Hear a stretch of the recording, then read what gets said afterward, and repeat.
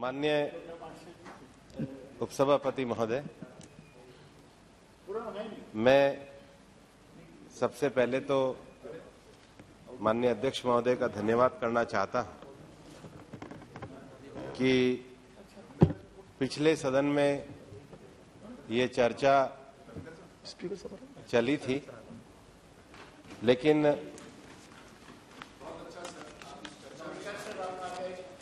सदन के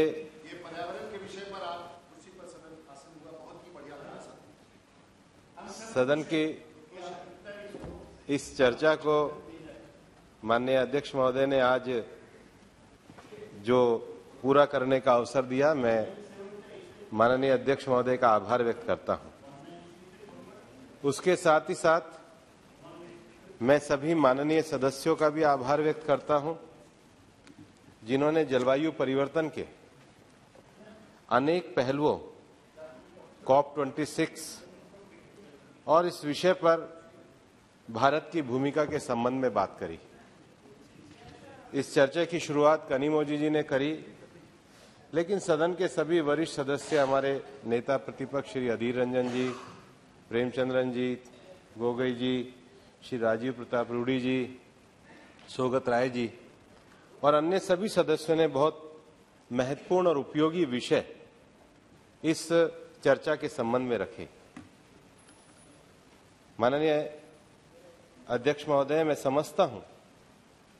और मैं इसको उपयोगी भी मानता हूं कि मैं किस 1-to-1 उत्तर ना देकर सभी चर्चाओं में से जो सारे प्रश्न निकले हैं, उन सारे प्रश्नों का उत्तर मैं देऊं ताकि सभी सदस्यों के विषयों का भी समाधान हो सके और जलवायु परिवर्तन के इस विषय पर जो विशेष रूप से COP26 में भारत की भूमिका रही, उस भारत की भूमिका को भी मैं आपके माध्यम से सदन के सामने रख सकूं। माननीय अध्यक्ष महोदय, ये वर्ष इसलिए एक महत्वपूर्ण वर्ष है कि ये स्टॉकहोम का जो सम्मेलन हुआ था उसका 50वां वर्ष है और स्टॉकहोम के 50वें वर्ष होने के साथ ही साथ स्टॉकहोम के बाद जो दुनिया में UNFCCC की जो कन्वेंशन डेवलप हुई और उसका जो पहला सम्मेलन रियो में हुआ, उसका ये 30वां वर्ष है। भारत ने दुनिया में विगत 50 वर्षों में पर्यावरण के क्षेत्र में हमेशा समाधानकारक देश के रूप में भूमिका निभाई और ये उल्लेख मैं इसलिए भी करना चाहूंगा कि पिछले महीने जो United nation environment ministers assembly हुई यूनिया नैरोबी में, उस सम्मेलन में स्टॉकहोम के 50 ईयर को UNEP के द्वारा कार्यक्रम को किया गया और मुझे ये बताते हुए खुशी है कि हमारे माननीय प्रधानमंत्री जी ने 2018 में एक ग्लोबल कॉल दिया था, बीट प्लास्टिक, और 2018 में जो बीट प्लास्टिक का जो कॉल माननीय प्रधानमंत्री जी ने दिया, बीट प्लास्टिक, प्लास्टिक को हटाओ, और उसका जो उन्होंने उस समय जो विषय दिया, उसके साथ हमारे यहां पर भी हमारे मंत्रालय के द्वारा जो सिंगल यूज प्लास्टिक है उसके यूज को समाप्त करने का नोटिफिकेशन हुआ और उसका सबसे बड़ा जो मुझे लगता है कि भारत का जो पर्यावरण क्षेत्र में प्रभाव है, UNEP की इस कॉन्फ्रेंस में एक ऐतिहासिक रेजोल्यूशन पास हुआ जिसमें कहा गया कि दुनिया भर में लीगली बाइंडिंग करके प्लास्टिक को और विशेष रूप से सिंगल यूज प्लास्टिक को समाप्त किया जाए। जब ये रेजोल्यूशन पास हो रहा था उससे पहले भारत ने अपना नोटिफिकेशन भी निकाल करके दुनिया को ये दिखाया कि सिंगल यूज प्लास्टिक में हमारा देश पर्यावरण के लिए कितना प्रतिबद्ध है। इसी जून में 120 mm का प्लास्टिक नोटिफिकेशन निकला है, इसी 30 जून से समाप्त होगा। नोटिफिकेशन मैं आपको भेज दूंगा। दूसरा, जब COP26 की बात चलती है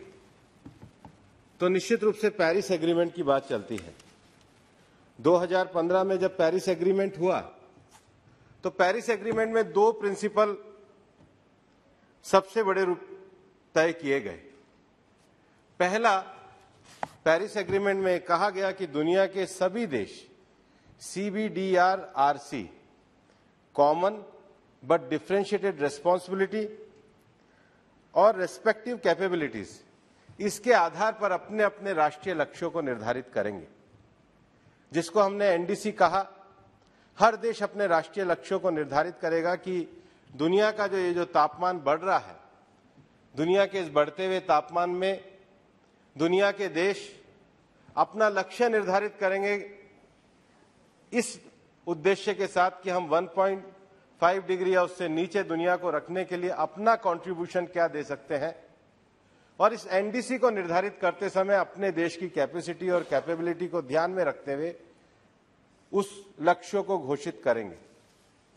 माननीय अध्यक्ष महोदय, मुझे ये बताते हुए खुशी है कि 2015 में भारत ने जो अपने एनडीसीज डिक्लेयर किए थे, माननीय प्रधानमंत्री जी के नेतृत्व में भारत दुनिया के उन चुनिंदा देशों में है जिन्होंने इन लक्ष्यों को न केवल घोषित किया, समय से पहले उनको पूरा करके दुनिया में एक मानक स्थापित किया। और इसलिए जब COP26 हुआ और ग्लासगो में यह विषय रखा गया, माननीय प्रधानमंत्री जी के द्वारा जो पंचामृत की घोषणा की गई, उसको न केवल सब लोगों ने ध्यान से सुना, बल्कि ध्यान से सुनने के साथ वापस से माननीय प्रधानमंत्री जी के नेतृत्व में एक विषय दिया गया, लाइफ स्टाइल फॉर एनवायरनमेंट। और ये भारत का कंट्रीब्यूशन था कि 2015 में जब पेरिस एग्रीमेंट हुआ तो पेरिस एग्रीमेंट का जो प्रस्तावना लिखा गया, उस प्रस्तावना में यह स्वीकार किया गया कि दुनिया में जलवायु परिवर्तन की लड़ाई को लड़ने के लिए उन देशों की जो जिनकी सांस्कृतिक मान्यताएं पृथ्वी को माता के रूप में मानती हैं और प्रकृति के साथ रह करके जीवन जीने का संदेश देती है, उसको भी ये पेरिस एग्रीमेंट मान्यता देता है। ये भारत की सबसे बड़ी हमारे विषय और विचार की चीज है। लेकिन उसके साथ ही साथ माननीय प्रधानमंत्री जी का जो इस विषय में एक उनका जो संकल्प रहता है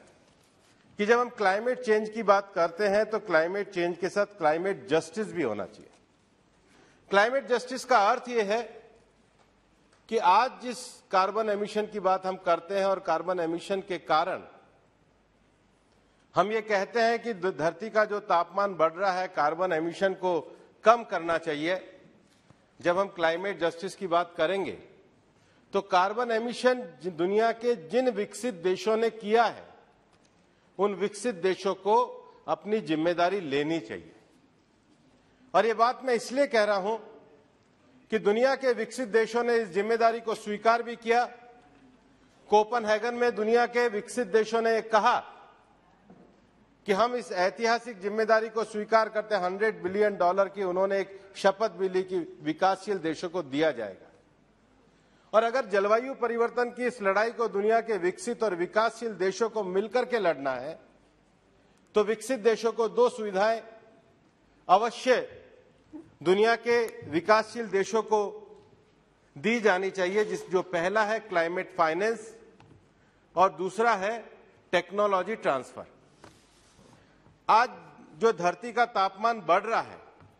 इसकी मॉनिटरिंग की व्यवस्था करने का विषय हो, इसकी मॉनिटरिंग की व्यवस्था करने के साथ ही साथ इसके लिए एडेप्टेशन और मिटिगेशन के उपाय करने हो। खास करके जो देश आईपीसीसी की रिपोर्ट के कारण ये माना जाता है कि दुनिया के जिन देशों ने इस क्लाइमेट चेंज के कारण जो संकट में आए हैं, उनके लिए एडेप्टेशन और मिटिगेशन के प्रयास करने, उसके लिए बहुत बड़ी आवश्यकता है कि डेवलप्ड कंट्रियों ने जो दुनिया के देशों के सामने अपना जो एक वादा किया है, उस वादे को पूरा करें। और इसलिए COP26 ग्लासगो में माननीय प्रधानमंत्री जी का जो संबोधन एक तरफ पंचामृत के विषयों को लेकर के था, जिसमें भारत का रिन्यूएबल एनर्जी के सोर्स को बढ़ाने का विषय, भारत में भविष्य में होने वाले कार्बन उत्सर्जन को कम करने का लक्ष्य,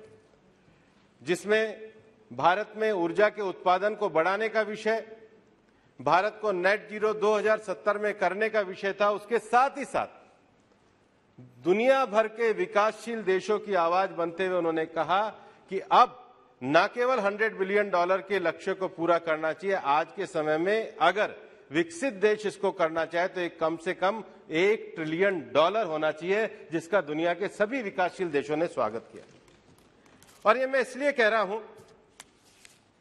कि जो हिस्टोरिकल रेस्पॉन्सिबिलिटी है, उस हिस्टोरिकल रेस्पॉन्सिबिलिटी का हमें कम से कम आकलन करना आवश्यक होना चाहिए। बहुत सारे लोगों ने विषय ये उठाया कि हमारे यहाँ कितना कार्बन एमिशन हो रहा है। दुनिया के जो कार्बन मॉनिटर इंडेक्स लगे हुए हैं और जो विशेष रूप से विकसित देशों की जो एक प्रणाली है, कम से कम इस सदन के माध्यम से मैं आपके सामने कहना चाहता हूं, हम अगर तथ्यों की स्पष्टता करेंगे तो हमें ध्यान में आएगा कि भारत का कंट्रीब्यूशन कैसा है। दुनिया में जो विकसित देश हैं, यूरोपियन यूनियन से लेके उन सब की आबादी 17% है और उनका जो कार्बन एमिशन है वो 60% है। हमारी आबादी 17% है पर हमारा जो कार्बन एमिशन है वो 4% है। इसीलिए हम कहते हैं कि भारत की जो जीवन शैली है वो दुनिया को बता सकती है कि प्रकृति के साथ कैसे रहा जा सकता है। और इसलिए हम ये कहना चाहते हैं, जिसको बार बार माननीय प्रधानमंत्री जी ने अपने संबोधन में कहा है कि माइंडलेस कंजम्पशन नहीं, माइंडलेस कंजम्पशन का जो दुनिया भर में आइडिया है कि हम जिस प्रकार से अपने सस्टेनेबिलिटी को बचाए रखने के लिए, अपने कंजम्पशन को बचाए रखने के लिए कार्बन एमिशन जो करे, जो लाइफ स्टाइल उनकी है, उसकी बजाय हमको दुनिया में उस लाइफ स्टाइल को प्रेफर करना चाहिए जो प्रकृति के साथ जीवन जीना सिखाती हो। लेकिन यहां पर एक विषय आता है, वो विषय आता है फिर भारत अपनी बाकी की योजनाओं को किस प्रकार से आगे बढ़ाए। माननीय अध्यक्ष महोदय, मैं ये कहना चाहता हूं कि क्लाइमेट चेंज की लड़ाई में सबसे पहले दुनिया के विकसित देशों को अपने हिस्टोरिकल रेस्पॉन्सिबिलिटी बनाए रखनी चाहिए। लेकिन भारत की यह स्पष्ट मान्यता है कि हम अपने कार्बन एमिशन को भी कंट्रोल रखते हुए अपने देश की विकास की योजनाओं को नहीं रोक सकते, क्योंकि सीबीडीआर का प्रिंसिपल ये कहता है कॉमन बट डिफरेंशिएटेड रेस्पॉन्सिबिलिटी। उस रेस्पॉन्सिबिलिटी को हम मानते हैं और उसके साथ ही अपने देश के विकास को भी आगे बढ़ाते हैं। और विकास का अर्थ यह है कि हमें अगर क्लाइमेट जस्टिस की बात को अपने डोमेस्टिक स्तर पर हमको लागू करना है तो उसका अर्थ यह है कि हमें ज्यादा ऊर्जा का उत्पादन करना होगा। भारत ने रिन्यूएबल ऊर्जा के क्षेत्र में अपने लक्ष्यों को प्राप्त ही नहीं किया है। आज दुनिया के सब देशों को जब हम 500 गीगावाट की बात करते हैं तो दुनिया के सभी देशों को लगता है कि ये जो भारत ने अपने लक्ष्यों को न केवल पेरिस एग्रीमेंट के बाद जो लक्ष्य तय किए थे उनको प्राप्त किया है, बल्कि एक एम्बिशियस लक्ष्य को भी रखा है। ये भारत की संकल्पना को दिखाता है। और उसके साथ ही साथ जो हमारे यहां पर ग्रीन एनर्जी को बढ़ाने के लिए और ग्रीन एनर्जी को बढ़ाने के साथ साथ भारत दुनिया के उन देशों में है जिन्होंने दुनिया में आने वाले समय की वैकल्पिक ऊर्जा को देखते हुए माननीय प्रधानमंत्री जी ने नेशनल हाइड्रोजन मिशन की भी जो घोषणा करी है वो इस बात को दर्शाता है कि भारत अपने विकास में, अपने एक्शन में, अपनी नीतियों में न केवल दुनिया में सबसे कम कार्बन कंजम्पशन का देश है, हम उन नीतियों की ओर बढ़ना भी चाहते हैं जो देश की ज्यादा ग्रीन एनर्जी की ताकत को बढ़ाए, दुनिया में इस वैकल्पिक ऊर्जा के लिए कार्य कर सके। उसके साथ ही साथ अगर पिछले 7 वर्षों में दुनिया के मंच पर भारत की कार्य योजना को अगर देखा जाए तो भारत ने यूके के साथ मिलकर डिजास्टर रेजिलियंस के लिए इंफ्रास्ट्रक्चर बने ऐसा फोरम बनाया। और जो COP26 की एक उपलब्धि रही है कि COP26 में माननीय प्रधानमंत्री जी ने यूके और ऑस्ट्रेलिया के प्रधानमंत्री जी के साथ एक नए इनिशिएटिव कार्यक्रम को लॉन्च किया जिसको infrastructure for resilient island states iris को उन्होंने घोषित किया। और जो कैरिबियन कंट्रीज हैं उनको इन तीनों देशों ने, भारत के साथ ऑस्ट्रेलिया और यूके ने मिलकर न केवल एक सुदृढ़ ढांचा दिया, बल्कि माननीय प्रधानमंत्री जी ने वहां घोषणा भी करी कि इसरो के माध्यम से उन देशों को जो उनका रिमोट तूफान और बाकी विषय आते हैं वो उनको सहयोग और संभावनाएं उपलब्ध कराई जाएगी, जो भारत का एक, जिसको डिजास्टर रेजिलियंस इंफ्रास्ट्रक्चर का एक बहुत बड़ा कदम है। उसके साथ ही साथ दुनिया में ग्रीन एनर्जी कम से कम उन क्षेत्रों में जहां पर कार्बन का उत्सर्जन ज्यादा होता है, ऐसे क्षेत्रों में किस प्रकार से नई ग्रीन टेक्नोलॉजी को लाया जाए। स्वीडन के साथ मिलकर के भारत ने लीड आईटी एक फोरम की स्थापना करी, जिसमें दुनिया के देश, दुनिया के टेक्नोलॉजी वाले लोग और स्टील, सीमेंट जैसे जो उद्योग जहां पर कार्बन उत्सर्जन ज्यादा होता है, वहां पर यह तय किया गया कि इन क्षेत्रों में साथ मिलकर काम करने का फोरम बने। माननीय अध्यक्ष जी, मैं आपके सामने ये निवेदन करना चाहूंगा कि इन दोनों फोरम के अलावा भारत ने दुनिया में माननीय प्रधानमंत्री जी के नेतृत्व में एक और बड़ी उपलब्धि हासिल करी। भारत ने फ्रांस के साथ मिलकर इंटरनेशनल सोलर अलायंस बनाया। इंटरनेशनल सोलर अलायंस का मुख्य कार्यालय भी गुड़गांव बना और आज दुनिया के 120 देश इस इंटरनेशनल सोलर अलायंस के न केवल सदस्य बने, बल्कि COP26 में माननीय प्रधानमंत्री जी ने वन सन, वन वर्ल्ड और वन ग्रिड जैसे महत्वाकांक्षी विषयों को भी आगे बढ़ाया, जिसका दुनिया के सभी देशों ने स्वागत भी किया। ये भारत का इनिशिएटिव है और इसलिए इंटरनेशनल सोलर अलायंस के माध्यम से एक ऐसे संगठन की कार्य योजना को भारत में माननीय प्रधानमंत्री जी के नेतृत्व में अंतर्राष्ट्रीय स्तर पर बढ़ाने का काम किया है, जिसके माध्यम से हम भविष्य की ऊर्जा के लिए भारत के इनिशिएटिव को दुनिया के प्लेटफॉर्म पर अच्छी तरीके से ले जा सकते हैं। माननीय सभापति, माननीय अध्यक्ष जी, जो अंतर्राष्ट्रीय स्तर पर क्लाइमेट चेंज के लिए रिन्यूएबल एनर्जी का सेक्टर है, उसमें तो भारत काम कर ही रहा है, लेकिन दुनिया में माना जाता है कि अभी जलवायु परिवर्तन के लिए दो जो क्षेत्र है, पहला एनर्जी के सेक्टर में हम रिन्यूएबल एनर्जी की ओर आगे बढ़े, उन इनिशिएटिव्स को लेकर के आगे बढ़े, जिन इनिशिएटिव के आधार पे हम एक नई ग्रीन एनर्जी के साथ विषयों को आगे बढ़ा सकें। और ऐसा नहीं है कि इन घोषणाओं को केवल अंतर्राष्ट्रीय स्तर पर भारत के माध्यम से किया गया। मैं माननीय अध्यक्ष जी आपके माध्यम से ये कहना चाहूंगा कि COP26 के बाद हमारी माननीय वित्त मंत्री जी ने जो बजट रखा है, वो बजट अपने आप में एक ग्रीन बजट के रूप में एक देश में किस प्रकार का फ्यूचर में दुनिया में किस प्रकार के ग्रीन बजट की आवश्यकता है, उसको लेकर के एक बड़ा इनिशिएटिव है। और इसलिए मैं बजट के कुछ पॉइंट्स हाईलाइट करना चाहूंगा। The budget provide for increased allocation of the flagship scheme of Ministry of Environment, Forest and Climate Change with a total allocation of rupees 3,030 crore rupees। और इसमें जो national mission for green India है,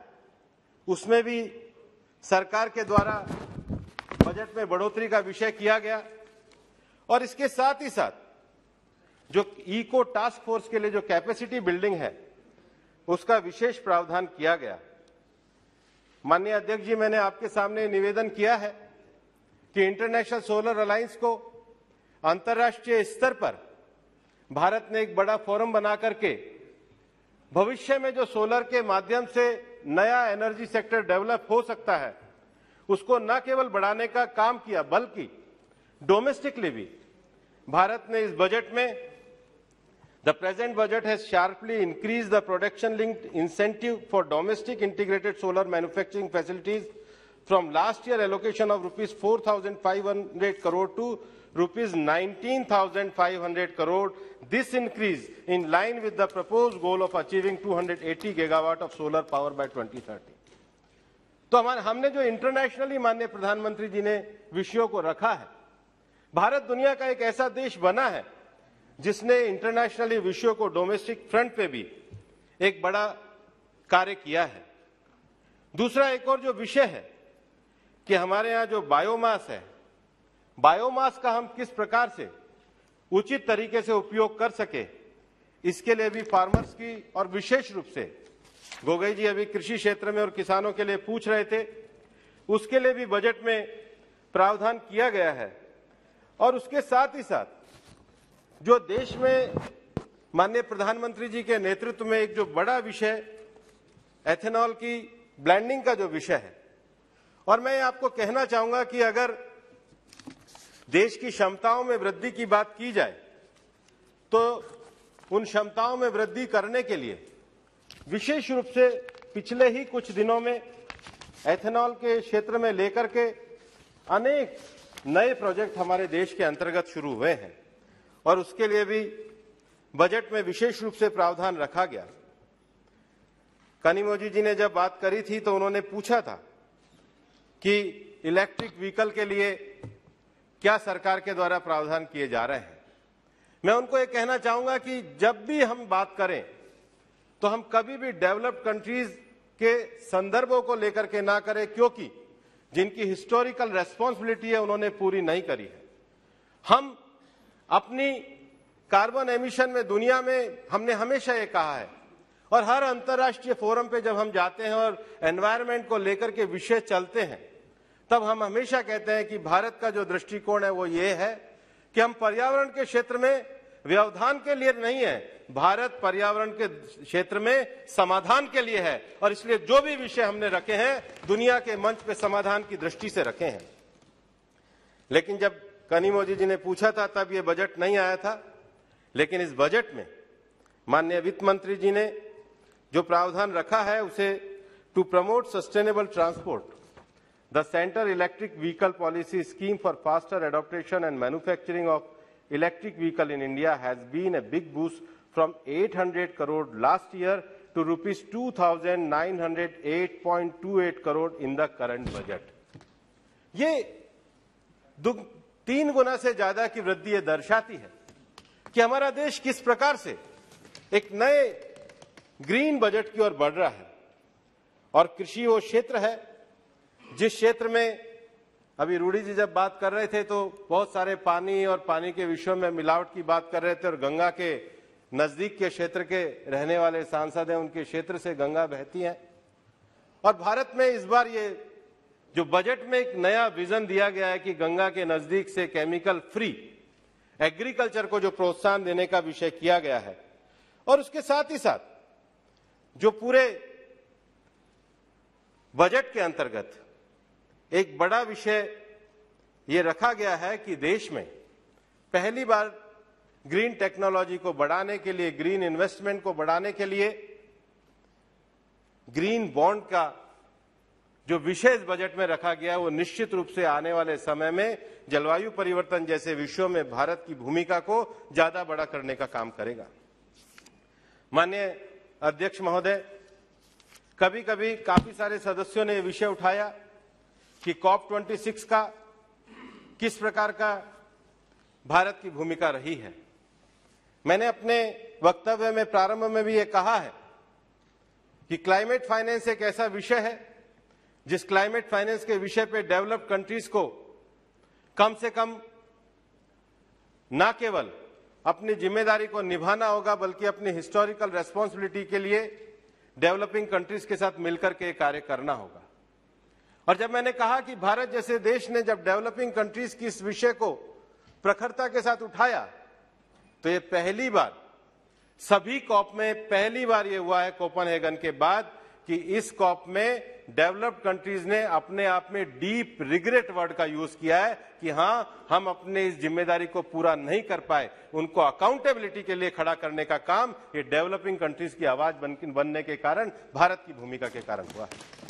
और इसलिए तय भी हुआ है कि आखिर जब हम फाइनेंस की बात करते हैं, इंटरनेशनल क्लाइमेट फाइनेंस की बात करते हैं, तो उसमें स्पष्टता होनी चाहिए। हर इन्वेस्टमेंट को फाइनेंस नहीं कह सकते, क्योंकि हम ये चाहते हैं कि दुनिया को सेम लेवल प्लेइंग फील्ड पे लाने के लिए ये आवश्यक है कि सब मिलकर के काम करें, क्योंकि क्लाइमेट चेंज का विषय जो है ये किसी भी देश के बॉर्डर से बाहर का विषय है। ये इंपैक्ट पूरी दुनिया को करता है। जलवायु परिवर्तन का इंपैक्ट पूरी दुनिया को करता है। और हम ये जानते हैं कि हमारे यहां भी लगभग 7,000 किलोमीटर से लंबी हमारी समुद्री सीमा है। तो ये जो साइक्लोन इफेक्ट होता है तो हमारी, और पिछले 3-4 सालों में जिस प्रकार के परिवर्तन, जिस प्रकार के नए साइक्लोन्स हम अपने पूर्वी तट पर और पश्चिमी तट पर माननीय अध्यक्ष जी देख रहे हैं, वो इस बात को दर्शाते हैं कि हम भी वल्नरेबल कंट्री हैं। और क्लाइमेट चेंज के जो 3 बड़े एस्पेक्ट हैं,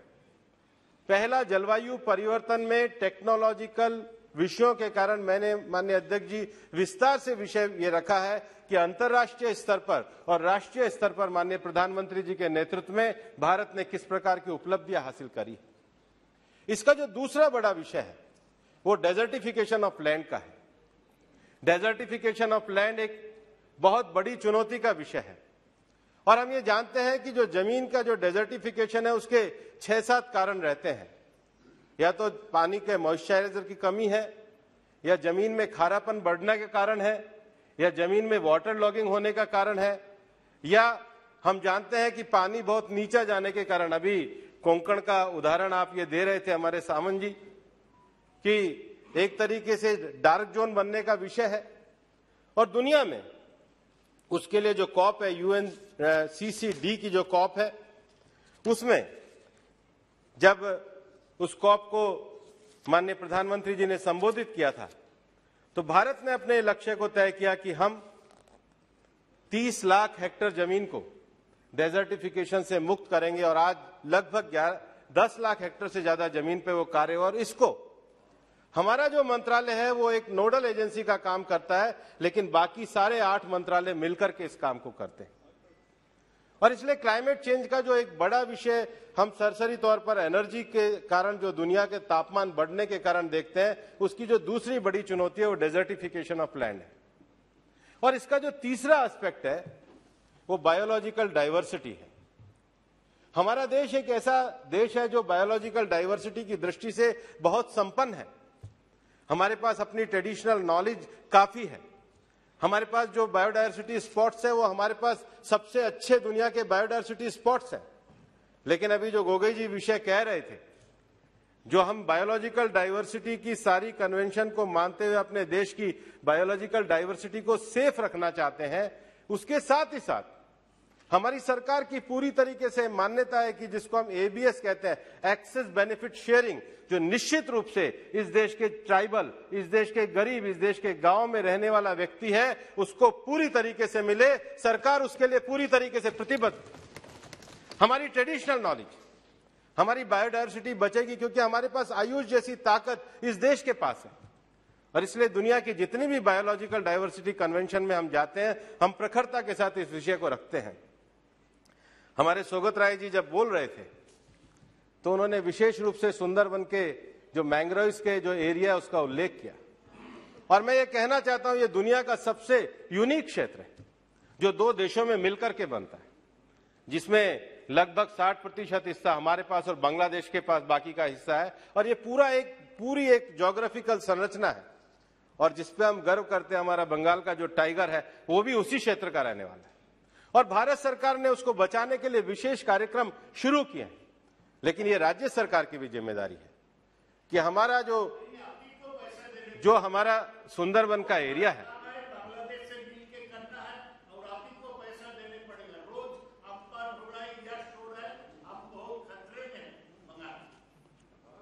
आपने सबको खतरे में भी रखा है। मैं भी मानता हूं, मैं भी मानता हूं। और सौगत राय जी, बैठ, मैं भी मानता हूं, लेकिन नहीं, सौगत राय जी, मैं भी बंगाल गया था। मुझे भी लोगों ने कहा कि हमारे को आम्फान का पैसा नहीं मिला, वो खतरे में है। इसलिए कम से कम जो राशि जाए वो राशि का नीचे तक वितरण हो, इसकी भी चिंता करनी चाहिए, इसकी भी अकाउंटेबिलिटी तय होनी चाहिए। और इसलिए कोई खतरा, मतलब ये जो सुंदरबन का क्षेत्र है पूरे भारत की धरोहर है और इसको इंटरनेशनल वेटलैंड में रामसर में भी डिक्लेयर किया गया। और माननीय अध्यक्ष महोदय जी, मैं कहना चाहता हूं ये विशेष रूप से चूंकि सुंदरवन का विषय चला है, मैं कहना चाहता हूं कि पिछले 7 साल में इस देश को अपने पर्यावरण के क्षेत्र में 3-4 उपलब्धियों पे भी गर्व है, जिसको मैं आपके माध्यम से सदन के सामने रखना चाहता हूं। हम आज के समय में एशिया क्षेत्र में वो देश बने हैं जिन्होंने अपनी सबसे ज्यादा झीलों को 49 झीलों को रामसर कन्वेंशन का दर्जा दिलाया है। भारत उन देशों में बना है, सुंदरवन भी उसमें एक है। दूसरा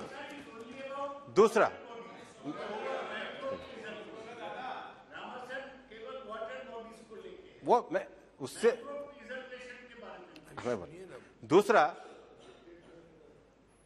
दूसरा भारत आज इस बात पे भी हमारे देश में पर्यावरण मंत्रालय में इस बात को भी लेकर के उपलब्धि है कि माननीय प्रधानमंत्री जी के जो संवर्धन के प्रयास है, हमारे देश में 52 नेशनल टाइगर कंजर्वेशन अथॉरिटी है। आज हम ये कह सकते हैं कि पिछले 7 सालों के प्रयासों के कारण हमारी 14 नेशनल टाइगर कंजर्वेशन अथॉरिटी को इंटरनेशनल एक्रीडेशन भी मिला है। हम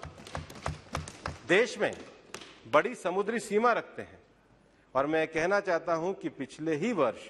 इनके संरक्षण के प्रयास के कारण देश के 10 बीचेस ऐसे हैं जिनको ब्लू टैग का दर्जा भी अंतर्राष्ट्रीय स्तर पर मिला है। और इसलिए हम आज जब भारत की उपलब्धि की और भारत को आगे बढ़ाने की बात माननीय अध्यक्ष महोदय करते हैं, तो हम ऐसा नहीं है कि हम केवल जलवायु परिवर्तन के कारण एक क्षेत्र में अगर टेक्नोलॉजी को लेकर के एक अच्छा बजट प्रस्तुत करने का विषय, एक अच्छा विजन बनाने का बात है, डेजर्टिफिकेशन के को लेकर के एक अच्छा कार्य करने का विषय है, तीसरा बायोडायवर्सिटी को लेकर अगर एक्सेस बेनिफिट शेयरिंग की बात है, तो उसके साथ ही साथ हमारे देश की जो प्राकृतिक धरोहर है उसमें किस प्रकार से क्वालिटेटिव इंप्रूवमेंट है वो भी करने का विषय है। और सौगत राय जी, हमारी भी चिंता बंगाल के मैंग्रोव की, क्योंकि वो एक यूनिक अपने आप में एक यूनिक है। और हमारा देश एक ऐसा देश है जिसके पास, अगर बंगाल में हमारे पास सुंदरवन का मैंग्रोव का इलाका है, तो मणिपुर में हमारे पास उस प्रकार का एक क्षेत्र है जिसको हम डांसिंग बियर, जिसको मणिपुर का कहते हैं, वो अपने आप में ऐसा जमीन का क्षेत्र है जो अपने आप में यूनिक है। ये जो सारे विषय है, ये हमारा रामसर में 49 लेक को मतलब मान्यता दिलवाना या अच्छे टाइगर रिजर्व्स का एक्रीडेशन करना या ब्लू टैग करवाना हमारे बीचेस को, ये इसी के कारण है कि हमारी सरकार विकास और पर्यावरण, विकास और आम व्यक्ति के जीवन में परिवर्तन, दोनों विषयों को समान रूप से लेकर के आज चल रही है। और माननीय अध्यक्ष महोदय, मैं आपके सामने एक विषय और भी रखना चाहता हूं कि अभी जो COP26 की जो सबसे बड़ी उपलब्धि है, वो सबसे बड़ी उपलब्धि है कि हमने पेरिस एग्रीमेंट में जो आर्टिकल 6 था, पेरिस एग्रीमेंट के आर्टिकल 6 का अर्थ है अंतर्राष्ट्रीय स्तर पर जिसको हम कार्बन क्रेडिट की बात करते हैं, वो कार्बन क्रेडिट के विषयों पे आर्टिकल 6 को रूल बुक के रूप में मान्यता दिलाई है। ये अभी तक क्यों नहीं हो पाई थी? क्योंकि इससे पहले कार्बन क्रेडिट के लिए दुनिया भर में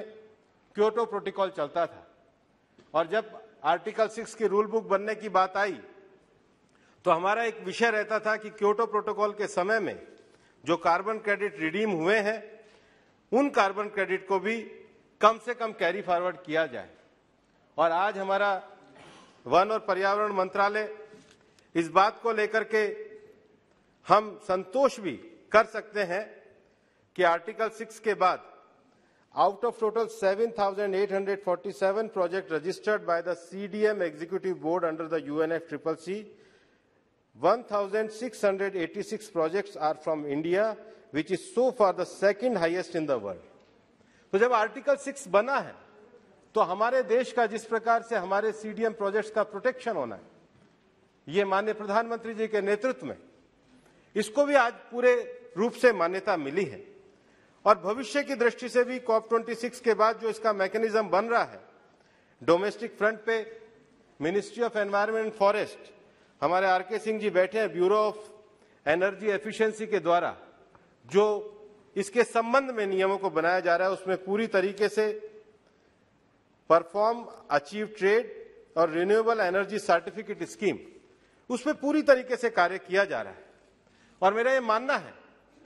कि माननीय प्रधानमंत्री जी का भी हमेशा से जो ग्रीन क्रेडिट का विषय है कि हम उस प्रकार से देश को या देश के विकास को, देश के विकास की संभावनाओं को आगे बढ़ाएं जिसके कारण ग्रीन क्रेडिट और ग्रीन विषय आगे बढ़े। और इसलिए आर्टिकल 6 अगर COP26 की उपलब्धि रही है तो उसका जो सबसे बड़ा परिणाम रहा है कि भारत ने अपने इन सारे विषयों को पूरा करने का कार्य किया है। माननीय अध्यक्ष महोदय, मैं आपके माध्यम से एक और विषय आपके सामने मैं रखना चाहता हूं। कई बार काफी सारे सांसदों ने अपने बार बार के संबोधन में इस विषय को रखने का बात करी कि हमारे देश में किस प्रकार से क्लाइमेट चेंज की लड़ाई को लड़ा जा रहा है। 2014 में सरकार आने के बाद बजट के अंतर्गत नेशनल एडेप्टेशन फंड की स्थापना की गई और नेशनल एडेप्टेशन फंड के माध्यम से पिछले 7 सालों में देश के सभी राज्यों में बढ़िया एडेप्टेशन प्रैक्टिसेस को लेकर के नई प्रैक्टिसेस के साथ 29 राज्यों में अनेक परियोजनाएं भी चलाई गई। और उसके साथ ही साथ सरकार के द्वारा चाहे नल से जल का कार्यक्रम हो, चाहे सरकार के द्वारा ग्रामीण क्षेत्र में नए परिवर्तनकारी विषयों को करने का कार्यक्रम हो, दुनिया भर में जितने भी अच्छे एडेप्टेशन के कार्यक्रम हो सकते थे भारत सरकार के द्वारा किए गए। जब ग्लासगो में ये बात आई कि दुनिया भर में फॉसिल फ्यूल को लेकर के सब्सिडी का विषय क्या होना चाहिए, तो भारत ने कहा कि हमारे यहाँ तो सबसे ज्यादा ग्रीन टैक्स लगता है पेट्रोल पे, लेकिन हमारे देश में चूंकि ये पेरिस का एक CBDR का विषय था, कॉमन बट डिफरेंशिएटेड रिस्पॉन्सिबिलिटी का विषय था, हमारे देश में हम लोगों ने अगर सब्सिडी दी है तो 10 करोड़ उज्ज्वला की उन महिलाओं को दी है जो बायोफ्यूल के कारण जो लगातार धुएं में रहती थी, उनके जीवन में एक क्लीन चूल्हा देकर के उनके जीवन में परिवर्तन करने का काम किया है। और इस एडॉप्टेशन प्रैक्टिसेस को लेकर के भारत की पूरी आज दुनिया भर में जो एडॉप्टेशन की प्रैक्टिसेस है उसको लेकर के दुनिया भर में काफी ज्यादा मान्यता भी प्राप्त हो रही है।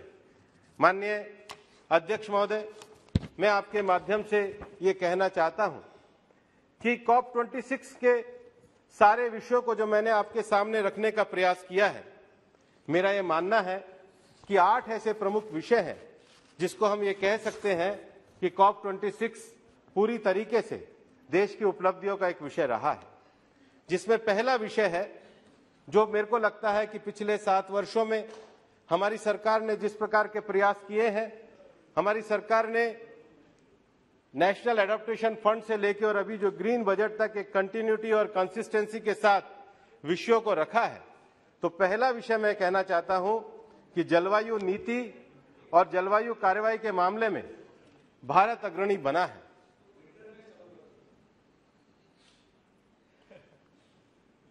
कुछ कहना? जलवायु नीति और जलवायु कार्रवाई के बारे में भारत अग्रणी बना है और इसलिए भारत की सबसे पहली उपलब्धि है कि प्रधानमंत्री श्री नरेंद्र मोदी जी के नेतृत्व में न केवल वैश्विक पटल पर दुनिया को दिशा देने वाली एक जलवायु नीति रखी है, अपितु राष्ट्रीय स्तर पर भी विश्व का इकलौता देश है जिसने जलवायु समझौतों के लक्ष्यों को प्राप्त करने की दिशा में बहुत बड़ी उपलब्धि हासिल करी है। दूसरा विषय मैं कहना चाहता हूं कि अब वो समय खत्म हो गया कि अंतर्राष्ट्रीय मंचों पर भारत की आवाज को नहीं सुना जाता था और इसलिए अगर विकासशील देशों की बात को अगर फेस आउट और फेस डाउन के विषय में भारत ने कोई विषय को रखा, अगर विकासशील देशों के विषय को रखा, तो आज ये हमारी दूसरी उपलब्धि है कि माननीय प्रधानमंत्री जी के नेतृत्व में अब भारत ने विश्व में एक मजबूत पहचान स्थापित की है। अब विश्व बिरादरी न तो किसी मुद्दे पर भारत की आवाज को दबा सकता है और न ही उसकी बातों को अनसुना किया जा सकता है। मैं मानता हूं कि COP26 की जो तीसरी बड़ा उपलब्धि भारत की दृष्टि से रही है, मैंने अपने पूर्व विषय में भी कहा है, पर यहां मैं स्पष्टता से तीसरे बिंदु के रूप में कहना चाहता हूं कि विकासशील देशों की आवाज भारत बना है।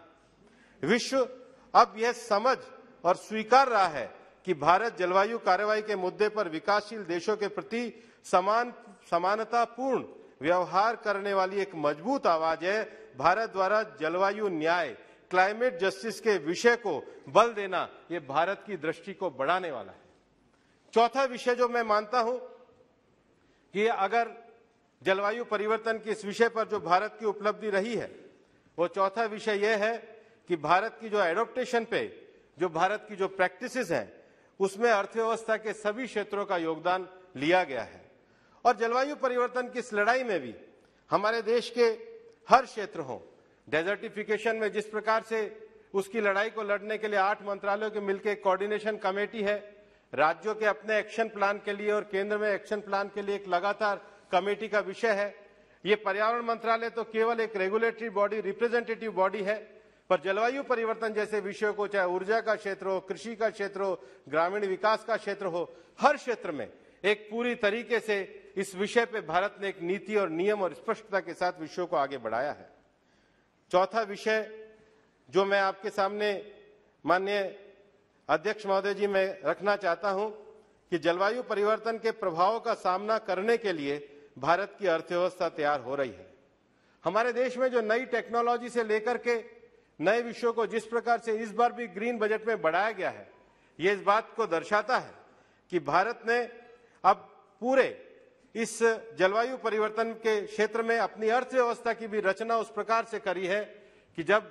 रूडी जी या कोई भी अभी बाकी के लोग कह रहे थे कि हमारी आने वाली पीढ़ी का क्या होगा, तो निश्चित रूप से अपनी नीतियों के माध्यम से उन दूरदृष्टि नीतियों को भारत ने अपनाया है जो जलवायु परिवर्तन के प्रभाव का सामना कर सके।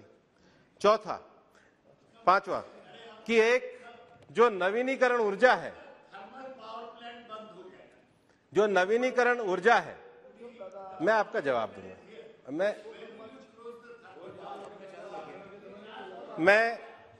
मैंने सौगत राय जी,